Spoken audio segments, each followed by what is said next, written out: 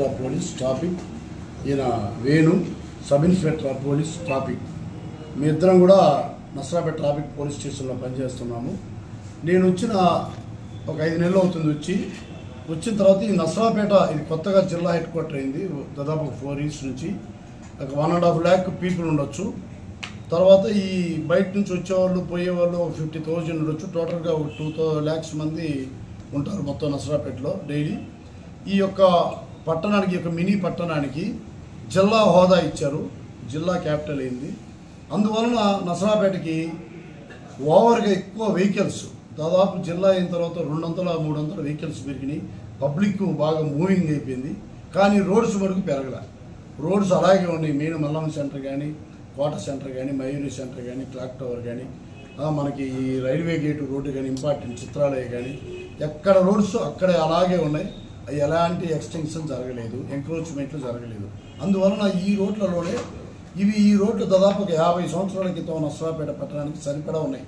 తర్వాత ఇప్పుడు ఈ ప్రజెంట్ సిట్యువేషన్లో ఈ పెరిగిన వాహనాలకి, పెరిగిన జనానికి ఈ రోడ్లు చాలా ఇంపాసిబుల్ ట్రాఫిక్ అనేది ఫ్రీ ఫ్లో కావడానికి.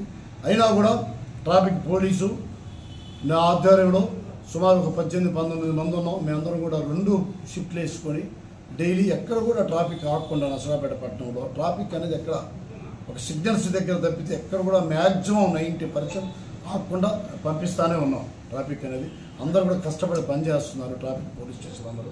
కాకపోతే ఏంటంటే చూడటానికి ట్రాఫిక్ సమస్యలా కనపడుతుంది నసరాపేటలో. ఎక్కడ చూసినా అది ప్రజల యొక్క అవేర్నెస్ లేదు. మెయిన్గా నసరాపేట పట్టణ ప్రజలకి అవేర్నెస్ తక్కువగా ఉంది ట్రాఫిక్ పట్ల. ఎక్కడ వెహికల్స్ అక్కడే వదిలేస్తున్నారు. చదువుకున్న వాళ్ళు వదిలేస్తున్నారు, చదువుకున్న వాళ్ళు వారు వదిలేస్తున్నారు. షాపింగ్కి వచ్చిన వాళ్ళు షాపుల ముందు వెహికల్స్ పెట్టేసి వెళ్ళిపోతున్నారు. మేము మ్యాక్సిమం అందరికి చెప్తున్నాము, ఫైన్లు వేస్తున్నాము. తర్వాత నా పెట్రోలింగ్ ఒకటి ఉంది, మూవింగ్ చేస్తుంటాను. అవి కాకుండా 2 బైక్ మొబైల్స్ ఉన్నాయి. ప్రతి పాయింట్లో కూడా మా స్టాఫ్ ఉంటారు, అందరూ చెప్తానే ఉంటారు. కొన్ని వేల మంది ప్రజలు రాకపోకల వలన ఎంత చెప్పినా కూడా అది చెప్పనట్టుగానే కనపడుతూ ఉంటుంది. కానీ మ్యాక్సిమం అందరం చేస్తున్నాం ట్రాఫిక్. నసరాపేట పట్టణంలో ముందు ప్రజలకి సహకరిస్తేనే మన ట్రాఫిక్ పోలీస్ అనేది సక్సెస్ అయ్యింది. ప్రజలు సహకరించబోతే మనం ఏం చేయలేము. మేము ఎంతమంది అండి, మా ఉంటే 18 మంది ఉంటారు. దాదాపు 2 లక్షల మంది ప్రజలు ఎటువంటి తిరుగుతున్నారు. వాళ్ళందరినీ సహకరించాలంటే ప్రజలు సహకరించాలి. ప్రజలు ట్రాఫిక్ అవేర్నెస్ కలిగి ఉండాలా. Traffic MB act, motor vehicle act rules వాళ్ళకు కొంచెమే అవగాహన ఉండాలా. కనీసం బేసిక్ నాలెడ్జ్ అని ఉండాలి. రోడ్ల మీద వెహికల్స్ పెట్టకూడదు. ఇంకో ప్రాబ్లం ఏంటంటే నసరాపేట పట్టణానికి పార్కింగ్ ప్లేసులు లేవు. ఎక్కడ కూడా పార్కింగ్ ప్లేసులు లేవు. ఈ షాపింగ్ ఎస్టాబ్లిష్ మొత్తం కూడా పల్నాడు బస్ స్టాండ్, మన main Mallamma centre, clock tower అక్కడే ఉన్నాయి షాపింగ్. ప్రతి ఒక్కరు కూడా అక్కడికి రావాల్సి వస్తుంది. మల్లమ్మ సెంటర్ హైలీ బిజీ, 4 రోడ్లు కొడలి. ఆర్టీసీ బస్సులు అటే వెళ్తున్నాయి, ప్రైవేట్ ట్రావెల్స్ అటే వెళ్తున్నాయి. ఎందుకంటే తప్పదు వాళ్ళకి. దీనికి కారణం ఇంకోటి ఉంది. మన బైపాస్ ఒకటి ఉంది ఇసాపాలెం దగ్గర. ఆ రోడ్డు బాగా డ్యామేజ్ అవటం వలన చాలా లారీలు కానీ ఇవన్నీ కూడా కోట సెంటర్ మీదకి వచ్చిపోతున్నాయి. అది మెయిన్ డ్రాబ్యాక్. ఆ రోడ్డు బాగా చేయించాలి. మేము ఉన్నతాధికారులు కూడా మేము చెప్పుకున్నాము. తర్వాత మన ప్రజాప్రతినిధులు కూడా చెప్తాము.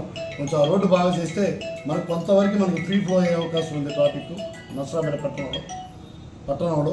మెయిన్గా మనం ఈ బయట నుంచే వెహికల్స్ని రానియకుండా బయటికి పంపించుకుంటా. అటు రావిపాడు చెక్ పోస్టు, ఇటు ఆర్కే చెక్ పోస్టు, ఎస్ఆర్కేటి ఇవన్నీ కూడా కొంతవరకు రెడ్యూస్ అవుతుంది వెహికల్ మూవ్మెంట్. మెయిన్గా నసరాపేటలో ఊరికైతే పని ఉందో వాళ్ళ వరకే రావాల్సిన అవసరం ఉంది. మిగతా వాళ్ళందరూ కూడా నసరాపేట వయా వాళ్ళందరూ టౌన్లోకి రావడం వల్ల కొంచెం హెవీ బిజీ అయింది. దానికి తగ్గట్టు ఆ ఆటోలు ఎక్కువైనాయి. వాళ్ళకు కూడా అవేర్నెస్ లేదు. మేము అవేర్నెస్ కల్పిస్తాం, మీటింగ్లు కండక్ట్ చేస్తాం, స్కూల్ బస్సులను కూడా కంట్రోల్ చేస్తాం, వాళ్ళతో కూడా మాట్లాడతాం. అలాగే ఆర్టీసీ డిపో మేనేజర్తో కూడా మాట్లాడి వాళ్ళకు లెటర్ పెడుతున్నాము. మ్యాక్సిమం బస్సులను టౌన్లో రానియకుండా అటు చిత్రాలయం మీద కానీ, బైపాస్ మీద కానీ బొమ్మని రిక్వెస్ట్ చేస్తాం మా ఉన్నతాధికారుల ద్వారా. ఇవన్నీ కూడా మా ఉన్నతాధికారులు మాకు చాలా ఇన్స్ట్రక్షన్స్ ఇచ్చున్నారు. మా ఎస్పీ గారు కానీ, డిఎస్పీ గారు కానీ ట్రాఫిక్ ఈ విధంగా చేయండి, ఈ ట్రాఫిక్ని మెరుగుపరచండి నసరాపేటలో అని చెప్పి ఉన్నారు. వాళ్ళ ప్రకారం మేము ఒక ప్లాన్గా ఒక యాక్షన్ ప్లాన్ తయారు చేసుకొని చేస్తాము. మేమేం చేసినా ప్రజల సహకారం లేదు, మేమేం చేయలేము. అదే ముందుగా జరుగుతుంది. ప్రజలు సహకరిస్తేనే నసరాపేటలో ట్రాఫిక్ సమస్య తీరుతుంది. మరి మీరందరూ కూడా నాకు అవకాశం ఇచ్చి నసరాపేట పట్టణ ప్రజలకి నేను చెప్పిన మెసేజ్ మీరు తీసుకెళ్తారని చెప్పి ఆశ.